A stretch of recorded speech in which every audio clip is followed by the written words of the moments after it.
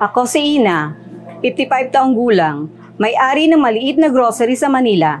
Hindi ko iniisip na magiging pinakamalaking alalahanin ko ang kalusugan ko. Simula pagkabata, sanay ako sa ritmo ng buhay negosyante. Nagbubukas ng tindahan na maaga sa umaga at nagsasara ng hating gabi. Nag-aabot ako ng maraming oras araw-araw na nakaupo sa counter, halos hindi gumagalaw. Kumakain ng mabilis, minsan noodles, minsan tinapay, at madalas ay abala sa trabaho kaya walang oras mapahinga. Habang iniintindi ang mga libro, pag-import ng mga produkto at pagkakalkula ng pera. Hanggang may lakas pa ako para magtulungan sa negosyo at makasabay sa trabaho. Akala ko, normal lang yon. Ngunit hindi ko alam na unti-unti pa lang pinahihina ng ganitong pamumuhay ang katawan ko. Napansin ko na may mali sa katawan ko. 2 taon nang nakalipas, bigla akong nabulag.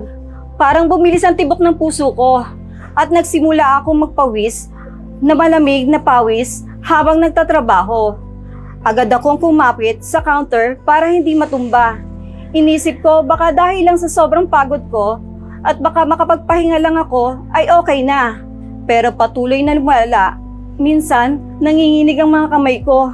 At pakiramdam ko ay parang nanginginig ang mga katawan ko na parang nakatayo sa isang barko sa gitna ng malaking alon.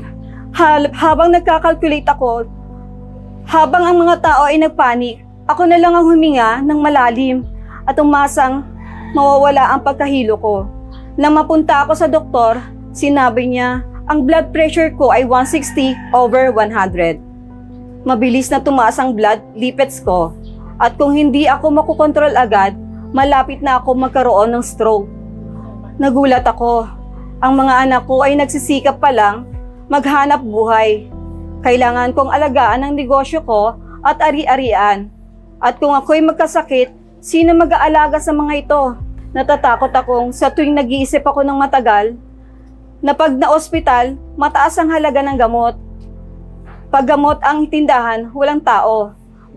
Bagamat walang may gustong magkasakit. Para sa mga katulad ko na nagtatrabaho, ang pagkakasakit ay hindi lamang nagdudulot ng pisikal na discomfort, kundi nagpapahirap din sa buong pamilya. Determinado ako makahanap ng solusyon upang gumaling.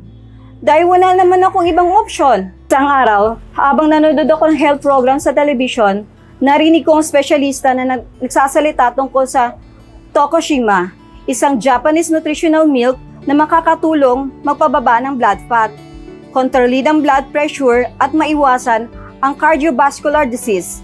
Naging curious ako, kaya nag-research ako at nalaman kong pinag-aralan ito ng mga Japanese specialists at ginawang batay sa mga diet patterns at kalusugan ng mga Pilipino.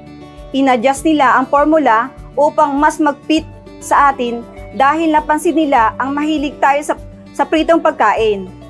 Madami tayong asin at kulang sa ehersisyo. Agad akong natuwa sa sangkap ng Tokushima na Tokinase ay tumutulong sa pagpapabuti ng sirkulasyon ng dugo at nag-aalaga laban sa biglang pagtataas ng blood pressure.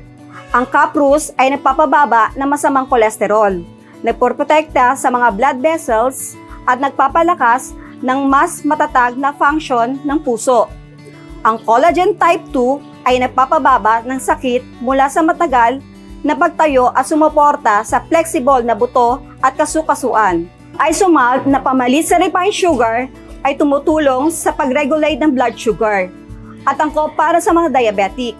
Bukod pa rito, ang vitamina, mineral at cordyceps ay tumutulong sa pagpapalakas ng mga nutrisyon na hindi nakakamtan dahil sa hindi regular kong pagkain. Para sa isang negosyante na tulad ko, tamang-tama ang produktong ito. Nag-aalangan ako nung una, pero matapos pag-usapan namin ng asawa ko, nagdesisyon kaming subukan ito. Nagsimula akong iminom ng 2 basong araw-araw. Isa, bago magbukas ng tindahan sa umaga at bago matulog sa gabi.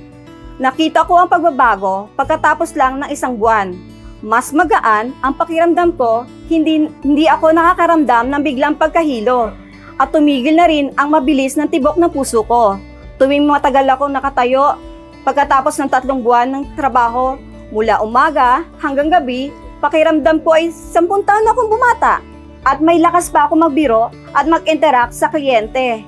Na magpunta ako sa doktor para check-upin 6 na buwan pagkatapos. Nagulat siya nang makita niyang pareho naming normal ng aking blood lipids at blood pressure.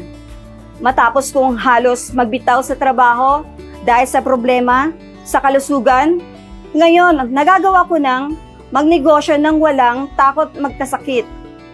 Mas efficient akong magtrabaho, mas maganda ang aking tulog, at mas masaya ang aking buhay. Nag-import ako ng Tokushima para ibenta sa tindahan ko dahil napansin ko ang mga regular customer na maganda ang aking kalusugan. At interesado sila. Inirekomenda ko ito sa mga nangangailangan dahil alam kong gaano kasakit ang magkasakit at ayokong maranasan ng iba. Ang mga araw na hindi kasiguraduhan at pagkabahala na naranasan ko. Malamang ay patuloy pa rin akong nakakaranas ng sakit sa ulo, palpitation at pagkahilo araw-araw. Kung hindi dahil sa Tokushima, ngunit ngayon kaya kong alagaan ang aking pamilya at magnegosyo ng hindi tinatabla ng sakit. Hindi ko kailangan mag-alala tungkol sa posibilidad na mag-admit sa ospital ng matagal. Ang pasanin sa pananalapi o makita ang mga anak ko na nagdurusa dahil sa akin, ikinukwento ko ito upang hikayatin ang sino man na dumanas ng parehong sintomas na naranasan ko. Napakinggan ang kanilang katawan, subukang maghanap ng solusyon bago maging huli. Walang pwedeng ipalit o ipagpapaliban ang kalusugan. Para sa isang malusog na bukas, para sa iyong sarili at sa mga mahal mo sa buhay, na umaasa sa iyo, pangalagaan ito ngayon.